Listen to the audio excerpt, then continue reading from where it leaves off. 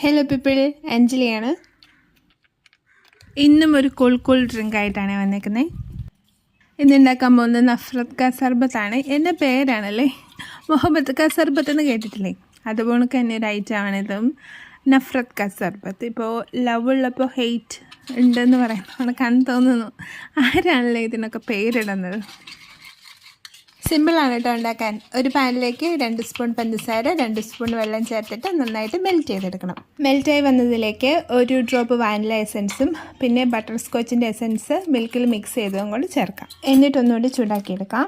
ഇനി ഒരു പാത്രത്തിലേക്ക് ഈ സിറപ്പ് മാറ്റി അതിലേക്ക് ഗ്രേറ്റ് ചെയ്ത ആപ്പിളും തണുത്ത പാലും ഐസ് ക്യൂബും കൂടി ചേർത്തിട്ട് നന്നായിട്ട് മിക്സ് ചെയ്യാം. ഇത്രയേ ഉള്ളൂ, നഫ്രത് കാ സർബത്ത് റെഡി. നന്നായിട്ട് ഇളക്കിയിട്ട് ഇനി ഒരു മുട്ടൻ ഗ്ലാസ്സിലേക്ക് സെർവ് ചെയ്യാം. എനിക്ക് അത്രയ്ക്ക് അങ്ങനെ ഇഷ്ടമായില്ലാണ് കേട്ടോ ഇതിൻ്റെ ടേസ്റ്റ്. നിങ്ങളും ട്രൈ ചെയ്യണം, അഭിപ്രായങ്ങൾ പറയണം. വീഡിയോസ് ഇഷ്ടമായാലും ചാനൽ സബ്സ്ക്രൈബ് ചെയ്യണം. ടാറ്റാ.